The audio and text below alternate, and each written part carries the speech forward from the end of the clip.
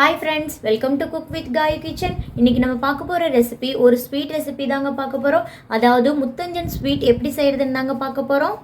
இந்த முத்தஞ்சன் ஸ்வீட் ரொம்ப ஸ்பெஷலான ரிச்சான ஸ்வீட்டுங்க. முஸ்லிம்ஸோட மேரேஜ்ல கண்டிப்பா இந்த முத்தஞ்சன் ஸ்வீட் இருக்குங்க. இதை ஒரு சிலர் அரிசி பால் பாயசம் கூட சொல்லுவாங்க, அதாவது ரைஸ் கீர்னு சொல்லுவாங்க. இவ்வளோ ஸ்பெஷலான ரிச்சான முத்தஞ்சன் ஸ்வீட் ரெசிபி எப்படி செய்கிறதுன்னு பார்க்கலாங்க. அதுக்கு முன்னாடி அதுக்கு தேவையான பொருள் என்னென்னு பார்க்கலாம். 1/2 லிட்டர் அளவுக்கு திக்கான பாலாக எடுத்திருக்கேங்க. 50 கிராம் அளவுக்கு பாஸ்மதி ரைஸ் எடுத்திருக்கேங்க. இதை 1 மணி நேரம் ஊற வச்சுருக்கேன். உங்ககிட்ட பாஸ்மதி ரைஸ் இருந்தால் செய்யலாம், அப்படி இல்லாட்டி நார்மலாக வீட்டில் யூஸ் பண்ணுற பச்சரிசியில் கூட செய்யலாங்க. சீரக சம்பாலையும் செய்யலாங்க, அதுவும் இன்னும் ரொம்ப டேஸ்ட்டாக இருக்குங்க. முஸ்லீமோட கல்யாண வீட்டு ஸ்டைலில் நீங்கள் முத்தஞ்சன் செய்யணும்னு ஆசைப்பட்டீங்கன்னா கண்டிப்பாக நீங்கள் பாஸ்மதி ரைஸ் எடுத்துக்கோங்க. அதுதான் ரொம்ப டேஸ்டியாக ரிச்சாக இருக்குங்க. 100 கிராம் அளவுக்கு சர்க்கரை எடுத்திருக்கேங்க. 3 டேபிள் ஸ்பூன் அளவுக்கு நெய் எடுத்திருக்கேங்க. 20 பாதாம் எடுத்து நைட் ஃபுல்லாக ஊற வச்சுட்டு தோல் உரிச்சிட்டு எடுத்து வச்சுருக்கேங்க. 8 ஏலக்காய் எடுத்து நசுக்கி வச்சுருக்கேங்க. ஒரே ஒரு பிஞ்சு அளவுக்கு மஞ்சள் தூள் எடுத்திருக்கேன். கலருக்காக நான் மஞ்சத்தூள் எடுத்திருக்கேங்க. உங்ககிட்ட குங்குமப்பூ இருந்தால் கூட போட்டுக்கலாம். மில்க் மைடு 400 கிராம் அளவுக்கு எடுத்திருக்கேன். இதிலேருந்து ஒரு 200 கிராம் அளவுக்கு தாங்க நம்ம போட போகிறோம். அதாவது இதிலேருந்து பாதி போட்டால் போதுங்க. முத்தஞ்சன் செய்யறதுக்கு தேவையான பொருள் இவ்வளோதாங்க. இப்போ அடுத்ததான் என்ன செய்யறதுன்றதை பார்க்கலாம். நம்ம எடுத்து வச்சுருக்க பாதாமை ஒரு மிக்ஸி ஜாரில் போட்டுக்கலாங்க. நல்லா நைஸாக அரைச்சி எடுத்துகிட்டு வந்துடலாம். அரைக்கிற அளவுக்கு கொஞ்சமாக தண்ணி விட்டுக்கிறேங்க. நல்ல ஃபைன் பேஸ்ட்டாக அரைச்சி எடுத்துக்கணுங்க. பாதாமை நல்ல ஃபைன் பேஸ்ட்டாக அரைச்சி எடுத்துகிட்டு வந்துட்டேங்க. இந்த அளவுக்கு திக்காக அரைச்சா போதுங்க. மேல் நம்ம முத்தஞ்சன் ஸ்வீட் செய்ய ஸ்டார்ட் பண்ணிடலாங்க. ரைஸ் கீர் செய்யறதுக்காக அடுப்பு ஆன் பண்ணி ஒரு பாத்திரம் வச்சுட்டேங்க.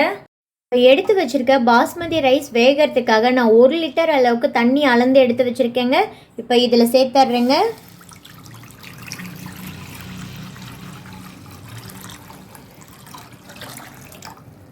நம்ம ஊற்றிருக்க தண்ணி லைட்டாக சூடானா போதுங்க. ஊற வச்சுருக்க அரிசியை மிக்ஸி ஜாரில் போட்டு அரைச்சிடக்கூடாதுங்க. அரைச்சிட்டிங்கன்னா அப்படி கூழ் மாதிரி ஆகிடுங்க.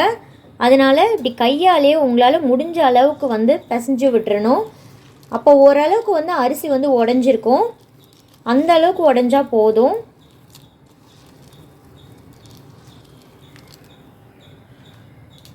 நம்ம எடுத்திருக்க அரிசி பாஸ்மதி ரைஸ் பச்சரிசி தாங்க. அதனால் நம்ம கையால் இப்படி உடச்சி விட்டாலே நல்லா உடஞ்சி போயிடுச்சு பாருங்கள். இந்த அளவுக்கு உடச்சிக்கிட்டா போதும். இப்போ நம்ம ஊற்றிருக்க தண்ணியும் நல்லா சூடாயிருச்சுங்க. இப்போ நம்ம எடுத்து வச்சுருக்க அரிசி இது கூட சேர்த்துக்கலாம்.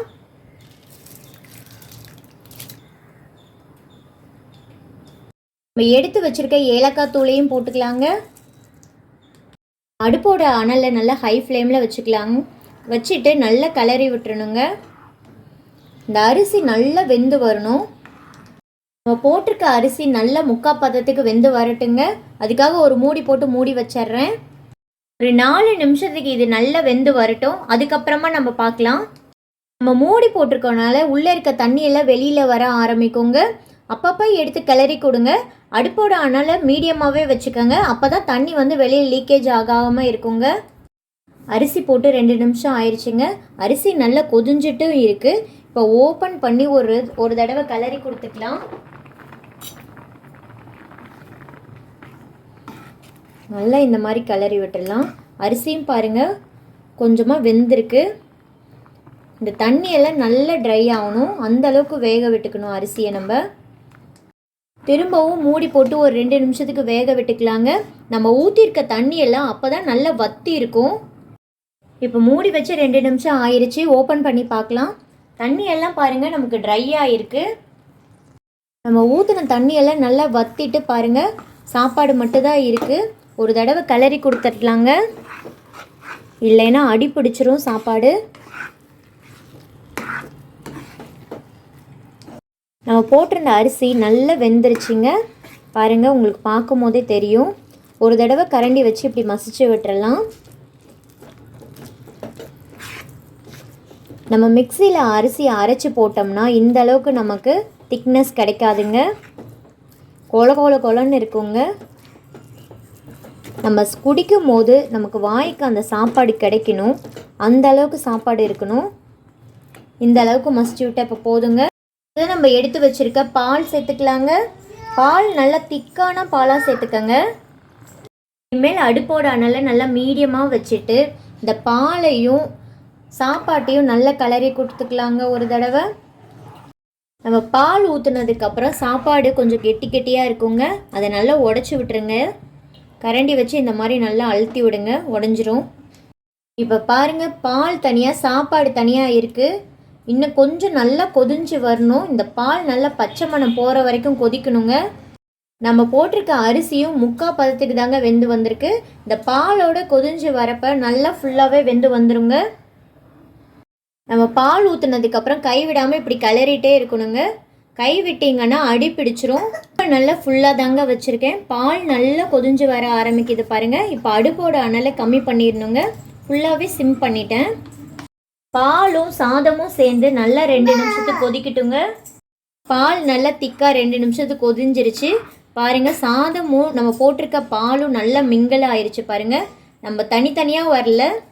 நம்ம இப்படி ஊற்றுனா பாருங்கள், சாதமும் பாலும் சேர்ந்து ஊற்றணும். தனியாக பால் மட்டும் தரன்னு ஊற்றக்கூடாது.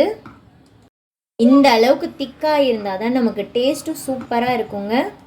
எடுத்து வச்சுருக்க சர்க்கரையை சேர்த்துக்கலாம். இந்த ஸ்டேஜில் கலருக்காக நம்ம எடுத்து வச்சுருக்க மஞ்சள் தூள் சேர்த்துக்கலாங்க. நான் மஞ்சள் தூள் சேர்த்துக்கிறேன். உங்ககிட்ட ஃபுட் கலர் எல்லோ கலர் இருந்துச்சுனாலும் சேர்த்துக்கலாங்க. அப்படி இல்லாட்டி குங்குமப்பூ கூட சேர்த்துக்கலாம். அடுப்போட அனலை மீடியமாகவே வச்சுக்கோங்க. ஃபுல்லாக வச்சிங்கன்னா மேலே தெரிச்சிடுங்க. நம்ம போட்டிருக்க சர்க்கரை நல்லா கரையணும். அதனால இப்படி 2 நிமிஷத்துக்கு கிளறி கொடுத்துட்டே இருங்க. மஞ்சத்தூள் போட்டிருக்கனால மஞ்சத்தூளோட ஸ்மெல் போகணும். 2 நிமிஷம் கொதிஞ்சா போதும். 2 நிமிஷமாக நல்லா கொதிஞ்சிட்டே இருக்குது. நம்ம ஊற்றின பாலோட பச்சை மணமும் போயிடுச்சு, சர்க்கரையும் நல்லா கரைஞ்சிருச்சிங்க. ஸ்வீட்டோட வாசனை வீடே தூக்குதுங்க. அந்த அளவுக்கு நல்ல மணமாக இருக்குது. இந்த அளவுக்கு கொதிஞ்சா போதும். மீதி பொருட்களை சேர்த்துக்கலாம். நம்ம எடுத்து வச்சிருக்க மில்க் மெய்டில் பாதி அளவுக்கு சேர்த்துக்கலாங்க. ஒரு சிலர் இதில் கோவா கூட சேர்த்துக்குவாங்க. என்கிட்ட கோவா இல்லை, அதனால நான் மில்க் மெய்டு சேர்த்துக்கிறேங்க. இந்த மில்க் மெய்டு இல்லாட்டி கோவா, இந்த ரெண்டில் ஏதாவது ஒன்று சேர்க்கும் போது தான் நமக்கு ரிச்னஸ் டேஸ்ட் கிடைக்குங்க.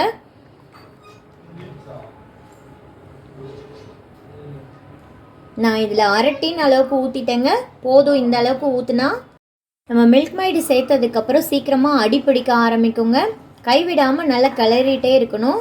இப்போ நம்ம கிளறி விட்டுறலாம் நல்லா. இப்போ நல்லா கிளறி விட்டாச்சுங்க. இப்போ வரைக்கும் நான் கைவிடாமல் கிளறி விட்டுட்டே தாங்க இருக்கேன். ஸ்வீட்டில் சர்க்கரை கரெக்டாக இருக்கான்னு செக் பண்ணி பாருங்கள். சர்க்கரை கம்மியாக இருந்துச்சுன்னா உங்களுக்கு ஏற்ற மாதிரி அட்ஜஸ்ட் பண்ணி போட்டுக்கோங்க. இதில் சர்க்கரை போட்டிருக்கோம், மில்க் மெய்ட் போட்டிருக்கோம். நம்ம போட்ட பொருட்கள் எல்லா பொருட்களுமே நான் எடுத்த அளவுகளோடு நீங்களும் எடுத்துருந்தீங்கன்னா கண்டிப்பாக உங்களுக்கு சுகரோட லெவல் கரெக்டாக இருக்குங்க. நம்ம எடுத்து வச்சுருக்க நெய் இந்த ஸ்டேஜில் சேர்த்துக்கலாங்க. நெய் சேர்த்ததுக்கப்புறம் கைவிடாமல் ஒரு 2 நிமிஷம் கிளறிட்டே இருக்கணுங்க. சேர்த்ததுக்கப்புறம் கைவிடாமல் கிளறிட்டே இருக்கலாங்க. இப்போ வாவ், சூப்பராக இருக்குது பாருங்கள். பார்க்கும் போதே சாப்பிடணும் போல் இருக்குது. ருசியும் அம்புட்டு ருசியாக இருக்குங்க. நீங்களும் கண்டிப்பாக ட்ரை பண்ணி பாருங்கள் உங்கள் வீட்டில். 2 நிமிஷம் நல்லா கைவிடாமல் கிளறிட்டே இருந்தேங்க. போதும் இந்த அளவுக்கு கிளறினா. அரைச்சி வச்சுருக்க பாதாம் இது கூட சேர்த்துக்கலாங்க. பாதாம் சேர்த்ததுக்கப்புறம் ரொம்ப நேரம் கொதிக்க விடக்கூடாதுங்க. லைட்டாக ஒரு கொதி வந்தால் போதும், அவ்வளோதாங்க. அடுப்பை ஆஃப் பண்ணிடலாம். நம்ம இப்போ ஒரு கொதி வரட்டுங்க. கிளறி விட்டுறல நம்ம பாதாம் சேர்த்துட்டு. பாதாம் சேர்த்ததுக்கப்புறம் ஒரு கொதி வந்துருச்சு. இப்போ அடுப்பை ஆஃப் பண்ணிடலாம். தாங்க நம்மளோட முத்தஞ்சன் ஸ்வீட் சூப்பராக ரெடி ஆயிடுச்சுங்க. ஸ்வீட் பார்த்தீங்கன்னா ரொம்பவும் திக்காகவும் இருக்கக்கூடாது, தண்ணி மாதிரி இருக்கக்கூடாது. இந்த அளவு கரெக்டாக இருக்கணும். அப்போ தான் பர்ஃபெக்டாக இருக்குங்க. அவ்வளோதாங்க, நம்ம சூப்பரான முத்தஞ்சன் பாயாசம் செம்மையாக ரெடி ஆயிடுச்சுங்க. பார்க்கும் போதே சாப்பிடணும் போல் இருக்குதுங்க. செஞ்சிருக்க கலரை பார்த்தாலே தெரிஞ்சுக்கலாங்க எந்த அளவுக்கு டேஸ்ட்டாக இருக்கா டேஸ்ட்டாக இல்லையான்றத. குழந்தைங்களுக்கும் லீவ் விட்டாச்சுங்க. கண்டிப்பாக இந்த ஸ்வீட் ரெசிபியை உங்கள் வீட்டில் செஞ்சு கொடுங்க. சின்னவங்கள்லேருந்து பெரியவங்க வரைக்கும் ரொம்ப விரும்பி ரசித்து சாப்பிடுவாங்க. நான் செஞ்சு காட்டின மாதிரியே உங்கள் வீட்டில் நீங்களும் ட்ரை பண்ணி பாருங்கள். கண்டிப்பாக ரொம்பவே நல்லா இருக்குங்க. செஞ்சு காட்டின இந்த முத்தஞ்சன் ஸ்வீட் ரெசிபி உங்களுக்கு பிடிச்சிருந்துச்சுன்னா மறக்காமல் ஒரு லைக் கொடுத்துருங்க ப்ளீஸ். சேனலை யாரெல்லாம் இன்னும் சப்ஸ்கிரைப் பண்ணலையோ ப்ளீஸ் மறக்காமல் சப்ஸ்கிரைப் பண்ணிக்கோங்க. பெல் ஐக்கானை கிளிக் பண்ணிவிட்டு கீழே ஆள் கொடுங்க. அப்போ தான் நான் போடுற வீடியோ உங்களுக்கு உடனுக்குடனே வரும். முத்தஞ்சன் ஸ்வீட்டில் நம்ம எல்லாமே ஹெல்த்தியான பொருள் தாங்க போட்டிருக்கோம். ரொம்பவே நல்லாயிருக்கும். நாளைக்கு ஒரு புது ரெசிபியோடு உங்களை சந்திக்கிறேங்க. தேங்க்ஸ் ஃபார் வாட்சிங். Bye friends.